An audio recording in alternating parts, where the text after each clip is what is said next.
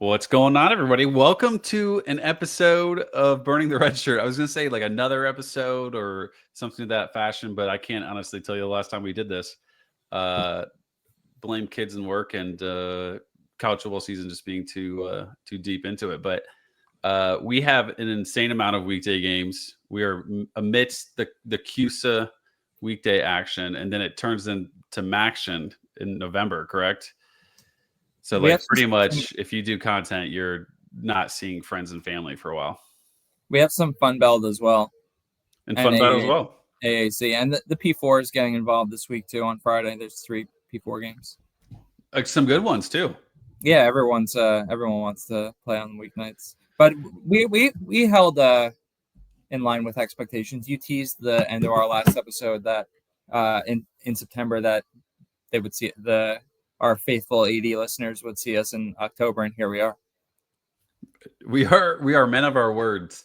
Yeah.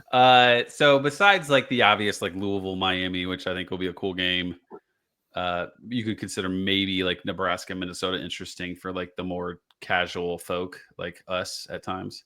But pitch to the casual folk, the more general CFB fans, one of these crazy Tuesday, Wednesday, Thursday games and why they should like it. Pick one and pitch it to me. So I'm doing G5 Hive later tonight, which begs the question. Were you allowed to say that? Were you? I mean, all that G5 Hive is very behind the scenes, very private. They don't like their special guests being announced beforehand. Or were you allowed to just say that? I don't know. I mean, we're not live streaming, right? So this will come out whenever Zach. Maybe at the appropriate time. Yeah. Yeah. What does that consist of? Now I'm diverting, like we always do. Yeah. You're with Justice and Luke's out, so just me and Justice. Do you know what the topic is? Or are you going to wing it? Well, this is the dichotomy, if that's the right word, right? That Justice and G5 Hive, they have their very like regimented, scripted approach, and then you introduce the variant element that is myself and my personality. And well, how's that going to go? I guess we'll find out later tonight. Recording at the favorable hour of 8:30 p.m. So not before my bedtime. So I think that hopefully my brain will be firing on all cylinders, or largely, and things can go pretty well. One of the things, so I don't mind talking about my favorite topic twice though, because I mean I really enjoyed it. Did you catch Jacksonville State Sam Houston last week? No. Really? You missed out, dude. Credit to credit probably goes to Clint Trickett, who my recollection is like that dude's been bouncing around the coaching ranks for a little bit, right? I think he spent some time at West Virginia, at Marshall, a couple other places. Wasn't he at Florida State a little bit a long time ago? I think he was, yeah. I mean, he played at Florida State, but I think he might have also coached there. He's been around, and I think his style traditionally is kind of like trying to wing it a bit. Rich Rod's obviously gone, but the spirit of Rich Rod seems to be strong in the Jacksonville State offense, having pivoted from Gavin Wimsatt to Caden Creel. And this past week against Sam Houston, it was just very much two-man game. Caden Creel and Cam Cook. Every play kind of starts the same. One of them's going to be running the ball, and then we kind of go from there. If it was that easy, right, everyone would do it. But so I don't know if this iteration of the offense has quite the ceiling of when Rich Rod's running the show. Like, I don't get into scheme stuff, but I imagine he's a master at like actually blocking and like bringing those plays, getting explosives out of those plays. But it looked really good against Sam Houston State defense. Creel is an animal on the ground. Like, that dude is more like definitely very fast, shifty. Doesn't really seem super interested in avoiding contact. Wouldn't call him a bowling ball or anything like that, but like he's great for that offense. And I wonder, so Cam Cook, we gave him so much shit last year. Obviously, he proved from day one at Jacksonville State this year that he's got what it takes, at least the G5 level.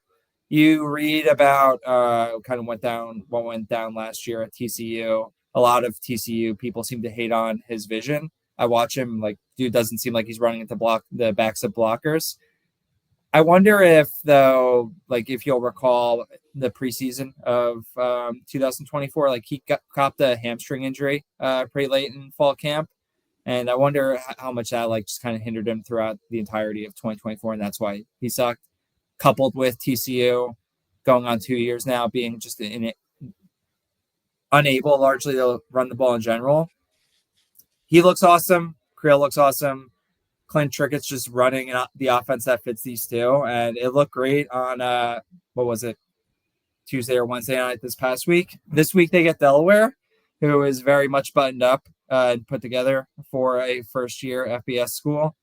That game I think is probably the most interesting to me. I from a like financial perspective, Florida International, Western Kentucky. I've been buying Western Kentucky CUSA futures.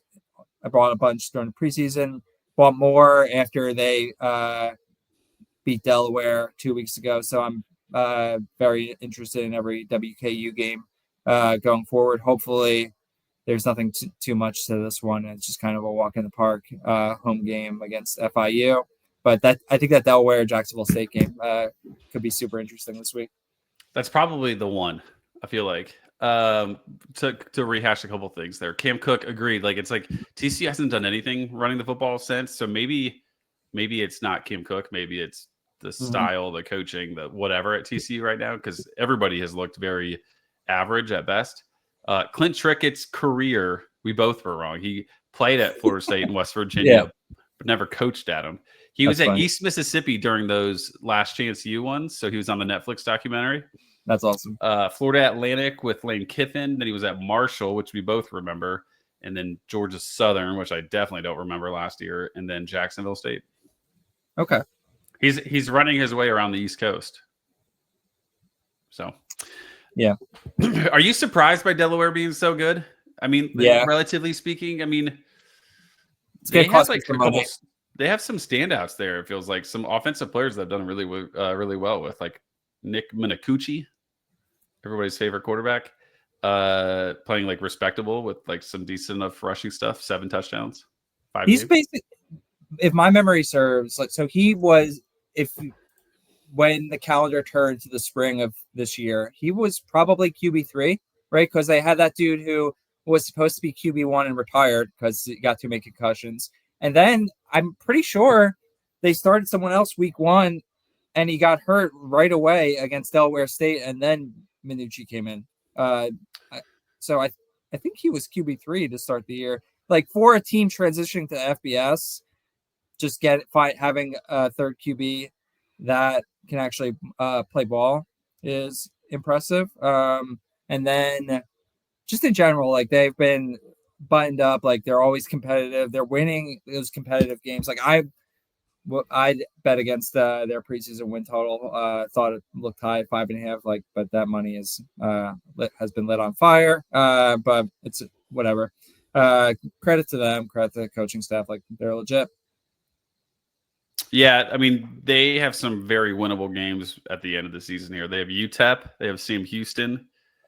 I mean, Louisiana Tech is fine. Liberty is not the same Liberty. Middle Tennessee State.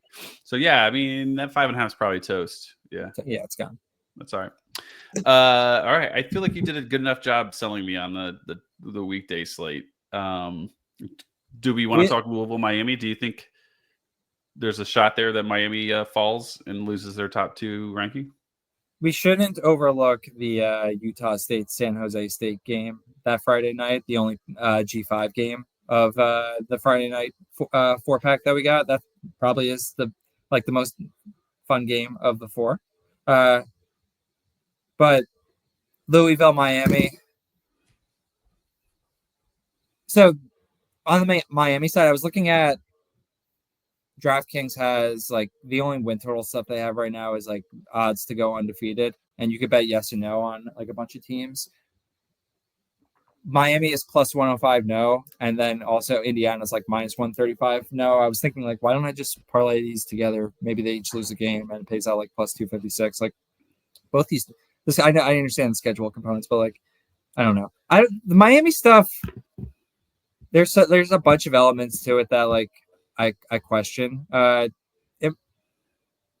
I guess that maybe I've just missed all of the stuff that Carson Beck's been doing, but every time I watch them, and maybe it's just I'm watching the wrong parts of the game, the feeling I get is like this dude is JJ McCarthy on Michigan, just riding a good lines, good defense, good run game, and just riding shotgun to this. Like, why is this guy even close to Heisman talk?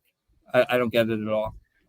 It's pretty simple, right? Like quarterback, not a superstar running back, not a superstar receiver, and they keep winning games. And his numbers are pretty good. Yeah, It feels like he definitely has more of like the usage and the production comes like more in the first 3 quarters, and then the fourth quarter. Are They his just numbers like good sit on it. though? He's averaging like 230 yards a game, and like that, like they all YPA stuff or whatever. Like it's not that great, not that I don't know. Like you could probably replace him with 25 other quarterbacks, and they'd still be undefeated. I'm not saying he should be a Heisman. 8.7 yards per attempt is pretty good. 11 touchdowns to 3 interceptions is fine. Like he's not doing anything rushing, but you know when you're old quarterback on a team that's winning a lot of games. What's interesting is I think the defensive player is getting just as much hype from like Heisman odds not as much, but similar. Yeah. I Carson think it's Beck just a bunch of people pumping him up that have betting tickets on him and using their influence, which I mean, if I had influence, I would do too. But I think a lot of that's going on there. I don't know. Like there's a bunch of other quarterbacks whose teams are good, and those teams are good because they're playing out of their minds. And I don't think that's what's going on here at all. Beck definitely feels like I'm looking at somebody. There's an article on The Athletic about like the top 8 or so Heisman odds. Beck definitely feels like the guy out, except for maybe one of them. So Beck and Ty Simpson are number 1 and 2, or tied for the best odds at plus 350. Fernando Mendoza plus 550. Then a huge leap to Jeremiah Smith, Julian Sayin, Dante Moore, Marcel Reed. Yeah. So Beck definitely feels like the outlier, especially considering he's the favorite, tied for the favorite. I mean, who would you give it to right now?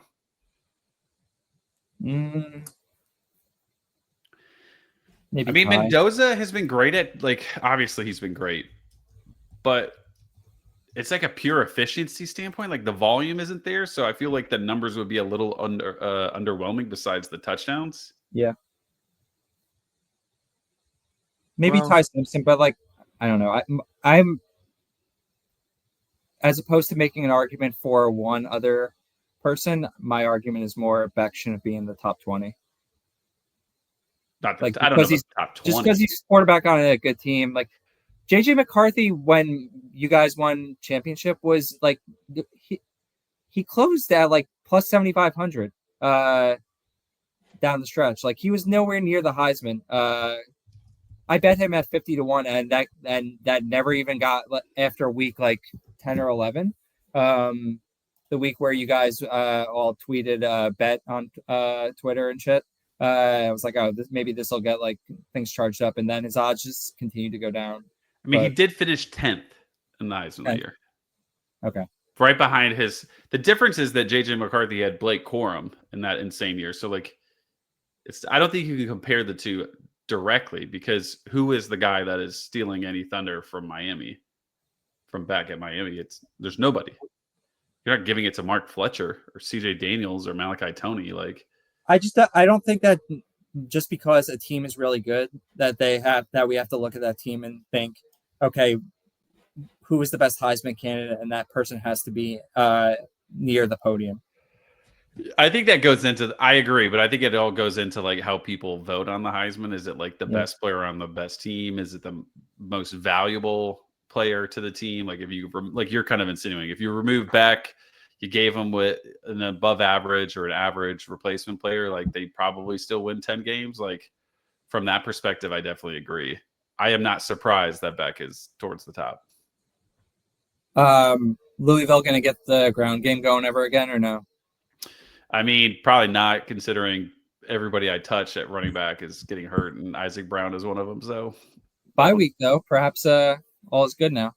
Yeah, well, I also have Duke Watson. Can one of them just get healthy? Like This has been an insane year for injuries, specifically running back. Like 15 guys got hurt within an hour Saturday night. So that was some fun. really good players. I mean, Jam Miller got hurt. Deshaun Bishop got hurt. Did he? I didn't know about that one. Deshaun Bishop fairly positive, yeah, or he didn't come back in the game. Okay. I think it was after like a longer run, but pretty sure he's hurt. Yeah. Okay. So yeah, a lot of guys getting hurt. Desmond Reed come back from injury and he's got like 150 receiving yard game. That was pretty cool. Minus the fact that it wasn't coming from Eli Holstein, but whatever. Not salty at all about that. Yeah. I was really hoping the Mason guy would just be awful, but he's been actually very, very good. Like, nice, great relative to like expectations, all that. Yep.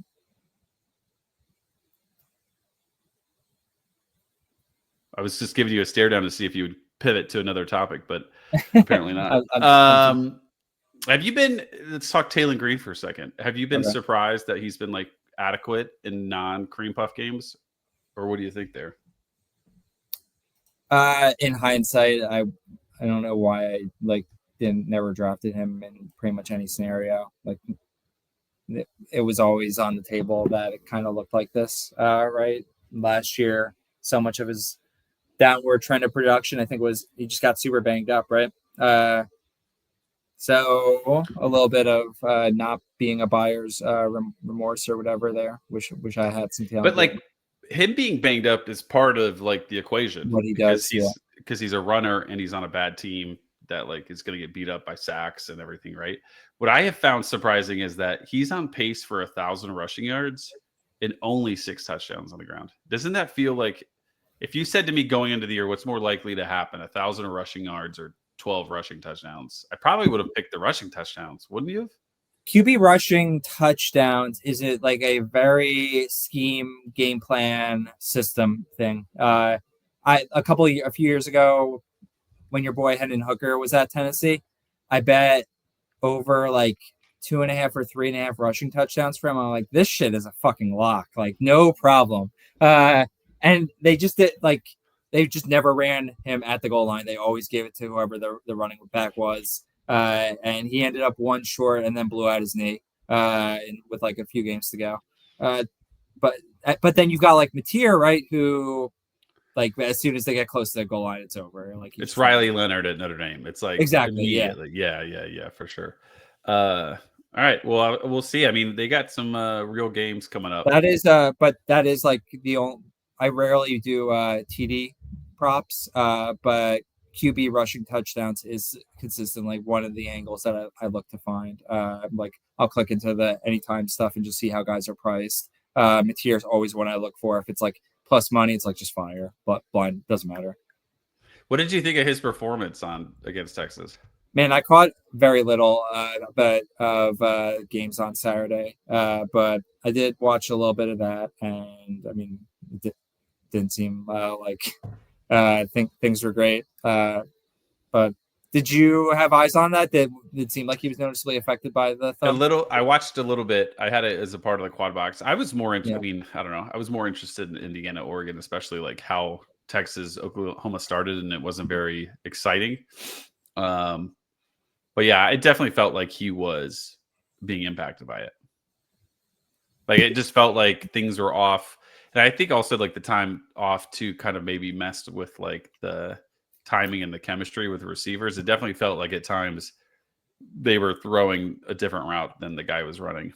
But I mean, I think you wonder, do you think Hawkins would have given them a better shot if they just didn't push it with Mateer? I mean, it felt like some desperation out of OU. Yeah, I think you can question the decision making there from coach in terms of deciding to play him. Hawkins just isn't like he's just not good though, right? At this level, like he's not cut out to be an SEC quarterback. He'd be super fun G5 level. I bet he'd tear it up, but I don't think you put him up against a decent defense, even with a good game plan, that he's going to be an additive of adding. I don't think he's going to be adding value, probably subtracting. Yeah. you wondered, does he just turn it over a bunch and then Texas wins by more, or does he just keep him closer but not really close? Because Mateer really wasn't doing anything positive offensively. Yeah, But did you know that HBO Max carries football games? that can't be true. You can watch West Virginia at UCF this weekend on TNT or HBO Max. Is this like did they like merge with like Paramount Plus or something I or have some no weird idea. thing? That's a good Yeah. question. I have no idea. But I you can do it. I my streaming service subscription, which in reality is lengthier than I expected it to be, but like I don't have most that stuff. I don't have Paramount Plus, I don't have HBO Max, but um I do lean into my inner pirate a little bit. One of my buddies is all about the pirate life, refuses to pay for anything outside of like internet, like won't pay for cable, won't pay like it's like a religion for him. I don't know if you have any friends like that. Like they take it he takes it as a personal affront that he would have to ever pay for any sort of content in any way. Like uh if it's sports, movies, shows, music, like it must be pirated. So every time I want to watch any sort of like premium show type thing, I just hit him up. We get the Plex go. He gets it on Plex within like a day, and then we're good. It's great. What do you mean gets it on Plex? Plex, are you unfamiliar with Plex? No, I don't do any of this stuff. I'm the most Okay. risk adverse person you'll meet. I'll Yeah, just pay the money just so I don't get in trouble. Plex is basically this like present day Napster for visual content. Um, but like if I'm pretty sure, and you think that I would answer this with something, I would qualify this with something other than pretty sure, but I'm pretty sure if there's jail time involved, I'm not the one going to jail. Like it's my buddy. So that lets me sleep at night. Yeah, I would be the guy just paying the $10 a month just to not even think twice about it. But uh anyways, I did notice while looking through the schedule, quite possibly the greatest CW network game to ever hit the airwaves. Is Baylor TCU on there? No, which by the way, I was like, I saw that and I was like, didn't they play already? Like it felt like Baylor had already played TCU, but I think they've just played each other's opponents nonstop. Lafayette is, and I'm not talking about the Raging Cajuns. Lafayette is playing at Oregon State at 10 o'clock on the CW network. That's 10 o'clock. That's amazing. I looked at this slate and was like, man, I bet Katz is so bummed out about the lack of late night games. You only have 3 games starting past 8 o'clock. There's a couple of 8 o'clock games, but 9:45 Nevada, New Mexico, 10 o'clock the Oregon State game, and 10:30 FSU Stanford. Yeah, it's gross, man. It hit me the other day that the reason we see this downward trend of late night games is I think it's mainly because we see it so much in non-con because there's so many more teams that there's more games, right? There's like these FCS games involved and stuff. So there's just more games involving FBS teams. So we get more, and there's less weeknight games. So get more across the 3 or 4 main windows on Saturday. Each window gets more games, but still like sacrifice another window. Don't sacrifice my late night. Late night was this past week was the only thing I really got eyes on. I watched a bunch of BYU Arizona. Did you watch any of that? No. Absolutely egregious. Like the refs might as well have just placed the ball in the end zone for BYU multiple times to facilitate this comeback. Like if you like, I'm sure you've heard all of the people up in arms about like Georgia getting calls in Auburn. If people actually watched BYU Arizona, like it would. I didn't really get the chance to watch Georgia Auburn, but I can't imagine that it was anywhere near as egregious as what was going on at BYU Arizona. Like I guess the idea is that BYU being undefeated potentially could help get the Big 12 two teams in or some shit. Like it like BYU was given at one point like 7 consecutive plays at like the 2-yard line or some shit.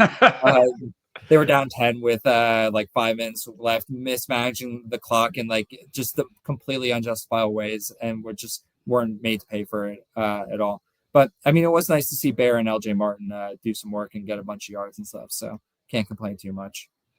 Yeah, Bear Bachmeyer, I think, is going to be super cool in college football for a while. Like, because he's not going anywhere. He's staying at BYU. Do you think? So they're bringing in that 5-star kid who.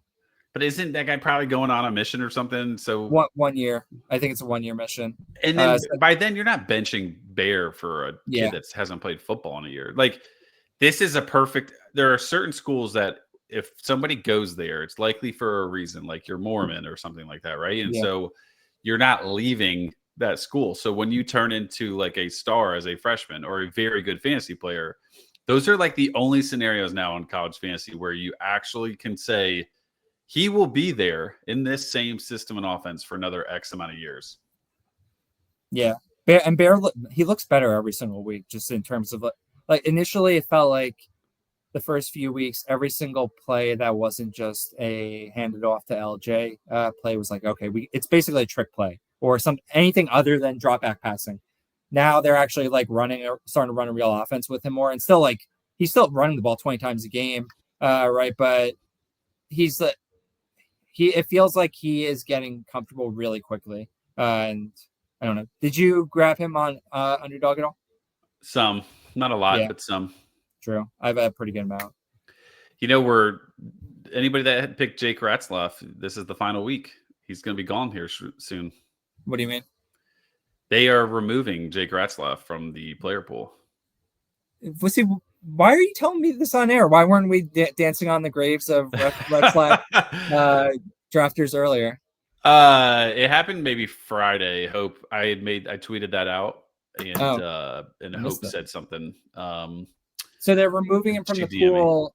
Is the idea that retroactively his points will disappear? It just removes, and then I'm guessing what'll happen is like just the system will update all the players to like where whoever that quarterback and would have been the second one gets put in. So when you say the final week, though, it's not that, because this is like such a data nerd discussion of which you're not really. So it's fine, but not at all. The question becomes, right, are previous weeks going to adjust, or is it just a going forward perspective? Previous weeks have to adjust. If they don't adjust them, it's like, why did we even do this? Like, why even adjust anything? I don't know. I think you could look to do it in several ways, right? You could just zero his points going forward. But I mean, as someone who didn't draft him at all, I prefer those points to disappear. It can only be a net positive for myself in that way. So, yeah, I mean I can't imagine that many people. I don't know how to say this without sounding like a tool. I think most educated people would not have picked him because of all the things going on.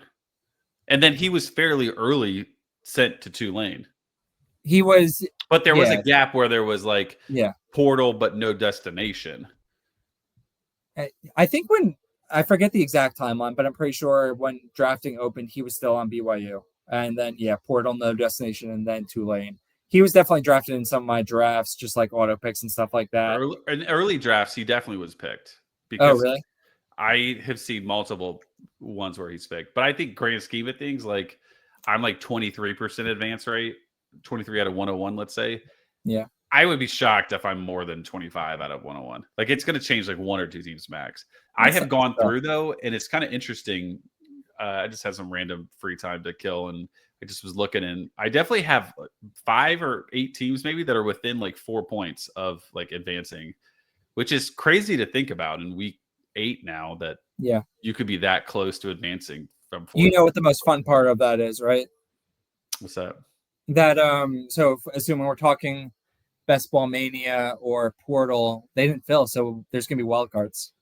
Oh, you're right. They'll just add in some extras. Yeah. I didn't even think about it like that. Yeah. I still don't imagine I'm gonna get more than what I actually get. I can't. It'll be interesting. I said something to Sean from ETR. I was laughing about how like we talked about like 2 tight ends with the same bye week in regular season is not a big deal. Yeah. But like, I mean, it's week 8. We still have another 6 weeks. Well, let's say 4 weeks, I guess, until playoffs. Yeah, 4 more regular season weeks.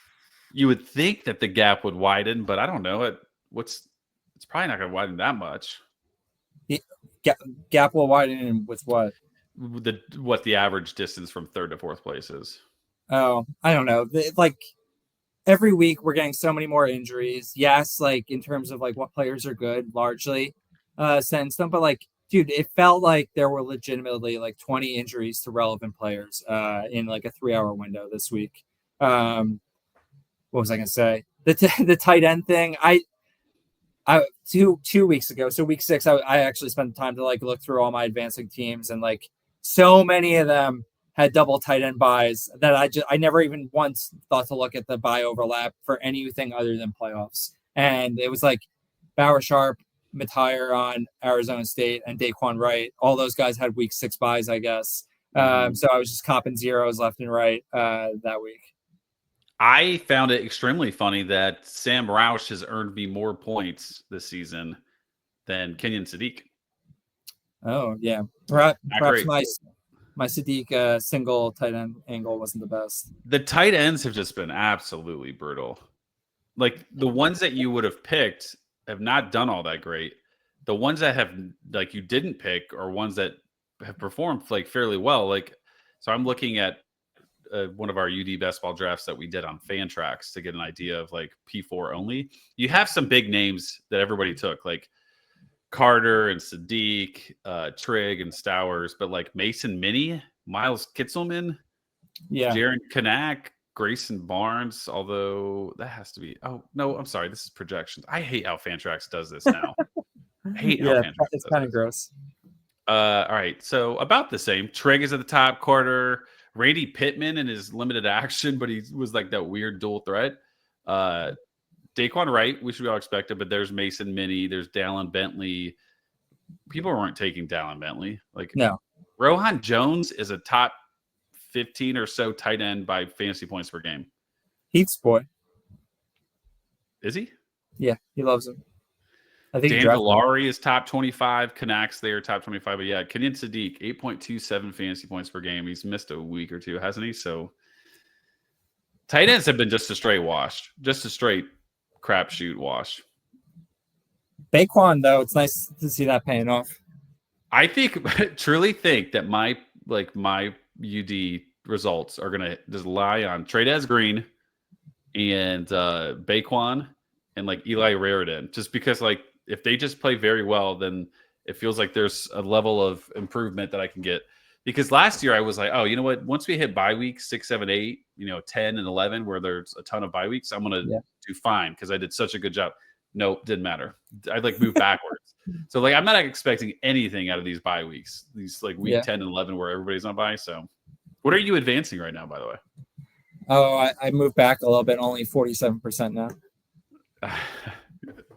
Who are your heavily owned guys that are carrying this land? Things are definitely going to trend down a little bit with like 23% owned Waymond. Yeah, but that's not going to hurt as much as you think because a ton of people have different I have lost a guy or two, and it's like whatever. But then 70% Chris Hilton. So that's looking great. 80% Chroma, which I still think is going to pay off. It's going to pay off. Honestly, could pay off in the playoffs. Yeah. 50% Angeli, so that's looking good too. But less facetiously, guys that I've actually drafted have been good. I have like lots of Notre Dame, which I kind of lucked into. The things that have helped me the most is like I just avoided so many of the guys that have been like total nightmares. Like no Mekhi Hughes, no Jaheim White, no Quentin Joyner. Hankerson. What's that? No Hankerson, no Nick Singleton. The worst like top 3 round pick I made was a ton of Nuss. Lots of Ahmad Hardy, lots of Eric McAllister. I don't know. Hardy I think has really, really helped people because I think if you look back at that like second and third round, there's just the top 3 rounds has been absolute landmines. My whole thought and process of like just take your running backs early because you get proven production has sucked because they've all gotten hurt. Which is like, I guess, in hindsight. But if you think about the receivers that were drafted early, they've all kind of been awful too. Yeah. Like you're not happy with Deion Burks or Cam Coleman. Like Ryan Williams, they're not like super thrilled about. So I don't know. Yeah, it's been a shit show. I'm going to still enter as much as possible next year, but oh well. Of course. We have a good slate of action on Saturday. Like some good games. USC every week is like every week is good games. It's like the great and like kind of annoying thing, right? That like another thing of like college football kind of like being professionalized. Like all these teams are gonna lose 3 or 4 fucking games. It's like so fucking stupid. It's like, but like yeah, like we've got like 4 mega conferences. All the good teams play each other, and they're all gonna take some L's. But for it does make a really great slate every single week. It did feel like we worked to get to this point, though. The first month was a struggle. We had to really enjoy some average looking games to get to this land. Ole Miss at Georgia. I mean, who do you think is going to lose? Like, who's going to lose of like these top tier teams that are in big games? Like, you got the Holy War, you got Tennessee, Bama, USC, Notre Dame, Texas Tech. Oh, I mean, I wish Arizona State had a healthy team, but Texas Tech, Arizona State is interesting to me. Both quarterbacks play. Morin will play for a little bit, and they'll get hurt. And I think Levitt will be back. I think they probably sat him. Some people thought that. I heard some weird speculation because just I have a lot of Arizona State people that I follow, and there was like this weird speculation that they said, you know what, like just sit him against Utah, but have him back for Texas Tech because like that's the bigger game and could do more, like could be more important to their resume. Weather, huge factor too. Did you watch that game? No, but Mike again. The only window I watched was that like super late one. The weather was absolutely insane in that game. Mike is an angel and said that he out of nowhere he tells me his bets randomly in DMs.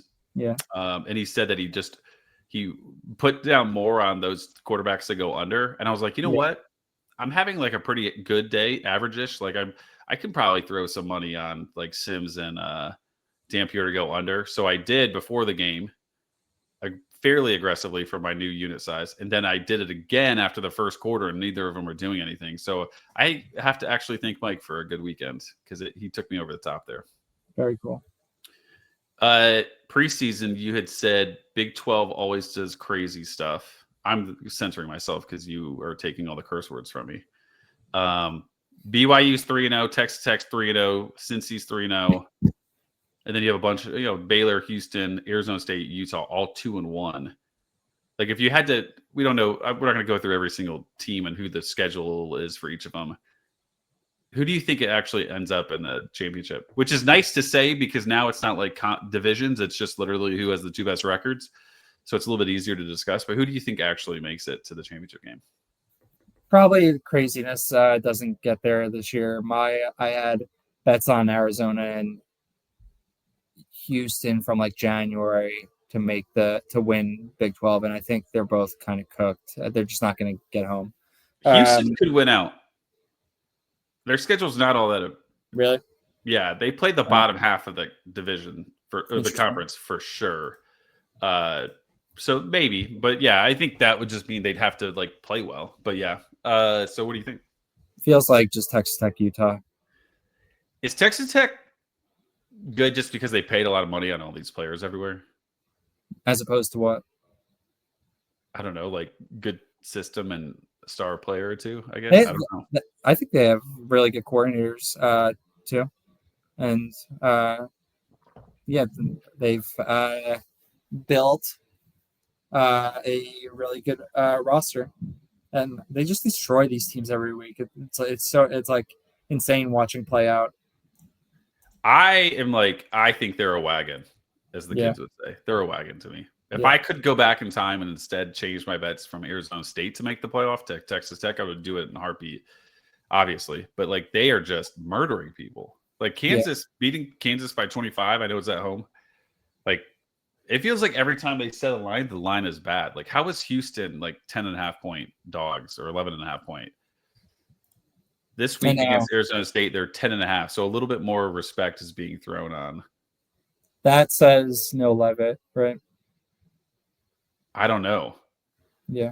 Or I mean, I guess reacting also to just like how bad Arizona State looked against Utah, which I feel like is a bit of an overreaction if that's baking in there. They Dillingham came out and said that a couple guys are going to lose a lot of time due to injury. So I'm curious who those guys are. But really? I don't know if it would be Levitt. But I didn't watch the game, so I don't know who got dinged up during the game. I spent like a full 8 hours on their message boards for Levitt stuff. throughout What the were you week. betting because of it? Tyson under. Oh, okay. Is Yeah, Sims which that was bad of a quarterback to you?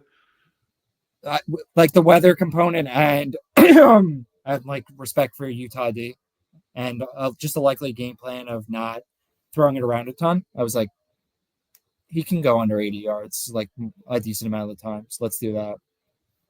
Yeah, I think 80 yards is like, I mean, that's like basically Jeremiah Smith levels, right? Like Yeah. that's like a typical line for Jeremiah Smith and like It was a still game. scary because he got like 20 targets. Like every time they threw Well, it was to I him. think you played it right because my concern and why I didn't even think twice about betting anything Arizona State was like Jeff Sims has been college for so long. He's not a great quarterback, but like he could piece together a good game. But when you combine the weather, it's like, Yeah. okay, you want this guy to like suddenly be better and be better in bad weather against like a real team. Like, I think you played that one smart, obviously. Yeah. Uh, so you said Texas Tech and who? BYU? Um, I'll say Utah. It feels like that would be lame, but I I can know. see it. It just feels like that's likely what happens. So, do you think that Texas Tech beats BYU then this weekend? That spread is 3.5. No, Utah's the favorite. it's Utah BYU this weekend. That's what I'm saying. Like, I'm Oh, sorry, maybe I phrased it wrong, but do you think Utah beats BYU because you have Utah playing Texas Tech? yeah.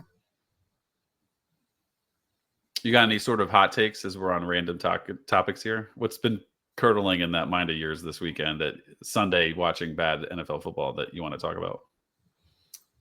Oh man. Do you want to stomp I on more graves and talk about Virginia? I In your thought that I thought that Indiana and Georgia Tech both already had losses. So that probably is like puts my head in the space where I feel pretty good about those teams losing in within the next few weeks. Whether it's this week or not, I guess. Does Indiana even play this week? they're 6-13, so they play. They get the wagon that is Michigan State. Michigan State fans are not happy. My parents. Oh, let's are give not Indiana a happy. loss to Nico in 2 weeks. What do you make of the UCLA situation? Is this just like a flash in the pan? I'm glad that it only took 6 days for everyone's take that, which was like the most absurd take ever, that we can justify Penn State losing because there was no tape on their OC, like no history of Jerry Neuheisel calling plays. So you know what, we can give Penn State a pass basically. And then that just like obviously went up in flames really quickly on Saturday. I watched the cut up of Penn State UCLA. UCLA only ran like 2 trick plays. Otherwise, it was just like it was Nico playing incredible and just like good mix run pass, aggressive stuff, and just like they have good players that, and now we're calling like a good game plan. Um, I don't know. It's the best question to ask remains like, what the hell were they doing in the preseason in the first like 4 weeks of the season, 4 games of the season, or like what actually was going on here? Because like I was super convinced coming into the season that UCLA was going to look really effing good and was going to surprise a ton of people. I have a lot of UCLA on underdog as well, so this is like very vindicating for me. Well, Mainly I just think you're in Quasi and trouble. Nico, but I think you're what's in that? trouble to end the season. They are about to face a bunch of good teams. No, it's fine. They get Ohio State week 12, which is obviously like it's a bye week. But then that week 14, could you ask for a bigger banger of UCLA, USC? Like those teams are going to combine for 80. Like that is a perfect championship week. Like get some guys through from both teams and just let's score a bunch of points. I I think it's forget who. possible that's a little bit less of a scoring game than you think, but you never know. I mean, they get Indiana a couple weeks, like you said, Nebraska, at Ohio State, and then UW. Washington, UCLA. Have you watched Washington's attempts to play defense? It's not great. They've kind of faltered here a little bit, haven't they? I mean, Yeah. They they're are 5-1, but man, it's like it feels like a very weak 5-1. yeah, I thought they would be a little more buttoned up this year than they are. Like I bet their win total, I bet some playoff stuff, and like every week it's like we just need to like wait for Demon to just turn it on and like put on his cape and play and become superhero, right? Like otherwise it's not going to happen. So I don't know. I thought it'd be a little more methodical, and it's just not. And the defense just is not is not good. Like Rutgers can make a lot of pretty good defense. I can't believe I'm saying this right. Look not so great, but it's not just that. Like Washington State lit them up, and that like they just like if they played CSU lit them up in week one, like they like Washington State kind of lit them up in garbage time, but point stands. Yeah, I will ask you, Jonah Coleman started off with maybe the best first 3 games of like anyone in college football this year. Maybe besides, well, even like Jeremiah Love didn't do anything week 1, so Coleman yeah. was better performer. He's been very average the last 3 games. Do you think he's more of the first 3 weeks or the last 3 weeks? I don't know if their line is at injuries, but their line is not good. Just like every time, like I know there's a difference between pass blocking and run blocking, which I couldn't talk more about beyond that because I don't know anything about offensive lines. But every time Damon drops back, it's just run for your life and like try and get a ball out to Denzel Boston or scramble for a bunch of yards. So I could see that also translating and impacting the running game as well. But it just feels like Jonah just doesn't have much room to run, and it's more a reflection on the state of the line than it is him. Yeah, I think I agree with you because his touches have kind of been the same besides week 1 against Colorado State. That he's just not as efficient. Yeah. You know, I mean, he's 5.4, 3.2, 3.1 yards per carry. So it's kind of hard to have those monster games when you're running, 15, 16 total touches and you're just running at like a 4 to 5 yard per carry clip. But what is their schedule like? Does he have a good enticing schedule the rest of the way? Yes. Illinois, Michigan, Illinois, Wisconsin, Purdue, UCLA, Oregon. Yeah, he'll be in a good spot. I don't have any Jonah Coleman, as we already know. So Michigan, the ultimate get right spot for a running back. Well, I don't know what to think about Michigan anymore. People are saying Sharon Moore should get fired. Yeah. Do you agree? I agree. I mean, he sucks. What's going to happen is he's going to end 6-6 or 7-5. He'll probably play Ohio State close-ish. I don't think there's any way they win. And then he'll go the Little Caesars Bowl. Sure. Yeah, probably against Bowling Green or something.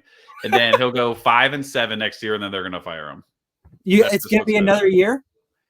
Yeah, that's my guess. Although nobody knows. They should have never signed that contract with him. They should have just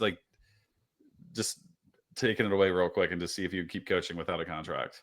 But in this day and age, I don't know. I guess Michigan, if Michigan was open, they'd be the best job open or the second best job open. It's so difficult to in 2025, what is your opinion on what the game, like what are the things that you actually want your head coach doing throughout, like, and you can talk about it through the lens of game day and not game day as well. What should that guy be doing? I mean, I don't know. This is a hard question. He needs to be good at recruiting. Definitely. And I think he has to show an idea of I think the idea of he needs to be open to just not doing anything that Michigan has done in the last 10 years. Like this offense should not be. There's 2 things he's really messing up. They can't get a receiver to save their life. They can recruit everything else great, but they can't get a receiver.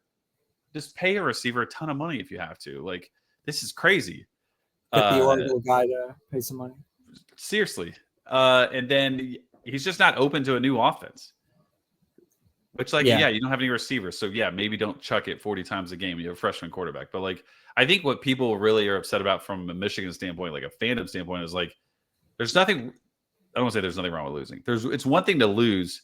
It's one thing to literally do the exact same stupid, slow running game, try to get 4 yards a pop, and try to win that way. When it's not working, everybody knows it's not working, and you just keep doing it. At least try something else. Yeah. So the bigger problem here hiring Chip Lindsey? I think also decision making that goes into play with him, right? What did you think Chip Lindsey was going to do? Yeah, the guy sucks. I mean, that offense is not Chip Lindsey's offense either. Really? It's not? I can't possibly imagine. Chip What Lindsey did you wasn't see running out of this Chip stuff at Lindsey UNC the previously last 2 that years. makes you think? What'd you see out of Chip Lindsey previously that makes you think he's any good? I didn't necessarily. He made I Drake don't. May not look cool. I don't think he's necessarily that great, but they were better. I mean, Drake May. Let's see, was 2023 his Drake May year? Yes. His Drake junior May year. still ran for 500, almost 500 and 3,600 pass yards. Like Bryce Underwood's not getting anywhere near that. I know there's a difference, but like you're not even showing me a semblance of like any resemblance of that offense looking close to it. Yeah, the UNC offense took a big step back Correct. under Lindsey relative to Longo. But yeah, I don't know. There is a little bit of what's interesting is if you look statistically at Drake May, it's not that much difference. Yeah. There's a higher volume of passing with Longo. But besides that, it's not a huge difference between the two. But I would obviously agree Longo was better than Lindsey. Yeah. Penn State's on the market now. What do you think they do? Everyone's saying Matt Rule. I look at Matt Rule. How could you hire that slob to be in like one of the most buttoned up roles in college football? Like he just looks gross. Like He doesn't look like he can keep a secret. I don't like. I think about a coaching job like Penn State, Ohio State, Alabama, Georgia. Like these are all like relatively like Notre Dame. Like I want my dude to be buttoned up, like clean shaven, look like he's showing up for work. Like I don't want it to be look like someone who I was partying with in college. That's a funny way to think about it, but I don't disagree. Yeah. I don't know. I don't know who they would go with. People are throwing out Signetti's name, but like if you're Signetti, besides just massive amounts of money that potentially Penn State could throw at him, would you want to do that? I mean, can't Signetti pick his school in another year or two anyways? Like probably. So is Penn State the job that you leave from? Because if you go to Penn State, you're probably not super successful like he was because the schedule's not going to play out the same. Although Penn State's schedule next year, I guess, is pretty soft. Yeah, it's amazing next year, right? Yeah, I don't know. I don't think Signetti would take it personally. What would Signetti's next stop be? Do you think? Do you think he's like? Why he's is he not a program? What's that? Why is he needed next stop? Well, that's my question. Is he like a program builder? Or is he going to just take the tennis? Yeah. Like, does he want like the big SEC job, like Tennessee or Florida or something? Realistic. Like I always like to push back on the idea of guys just jumping ship because I don't know, it cuts to my heart. But like he probably is like a soulless guy who just will take the next job. I mean, he has taken like 3 jobs in like 5 years, hasn't he? Yeah, exactly. So you would imagine potentially. Well, I was going to say you would imagine potentially like there's the variability from how this year plays out, but like didn't matter with Kalen DeBoer. He made the national championship game in Washington, and was like, I'm out. I'm going to Alabama. So like when a job of that kind of tier and caliber opens up, it doesn't really matter how much you're cooking at your current spot potentially. There's clear step ups from Washington to Bama and Indiana to like a Penn State though, right? Like Washington is not top 1, maybe not even. Maybe they're the second tier of Big Ten. That was also like the first year they were going to be in the Big Ten. So did you really want to deal with that stuff? And then Bama's Bama, but yeah. Do you have a choice for Penn State? I mean, Rule you don't want, but if you were Penn State's AD, who would you hire? I don't know. You think they go the head coach route, or do you think they go the coordinator route? Let's just keep it simple that way. Do teams at that level ever go coordinator? I feel like they don't. Didn't Texas with Tom Herman or whatever the guy's name was? He was Houston's head coach. But wasn't he at Ohio State and then he took the Texas job? He went Ohio State, Houston, Texas. Same thing. I don't think they typically do. I just was curious if you. I think it, to some degree, like the Arbuckles of the world are a little bit more interesting than like the actual options at head coach that are realistic. Like I think some of the names you would consider from a head coach perspective that are realistic are Rule, like Fish, maybe Brent Key. I was gonna say Key. We can. I think we said something good about Heath earlier, so we could say something that'll make him mad now. But like taking Key, if you can get Key to bring Faulkner, like Key seems really really good. Yeah, and it seems like, I mean, if that feels like an offense and a team that could fit in Penn State. That just honestly kind of feels similar, very similar if you think about it. Gundy, Not Gundy. No, I don't think Gundy's making that trip up there. I don't think he. why they're both backwater. Like Penn State is in the freaking sticks, right? And so is Yeah. Stillwater. So like he would fit right at home. I think Gundy is done. I think he's RIP. Make him say no. Alrighty. Well, I think that wraps up this October edition of Burning the Red Shirt. Hope you guys enjoyed the hodgepodge of randomness there, and I'm sure we'll catch you next month. We have a lot of time to work with. Maybe we'll do one at the end of October and call it a November episode if we need to. But Sounds right. Yeah, catch you guys soon.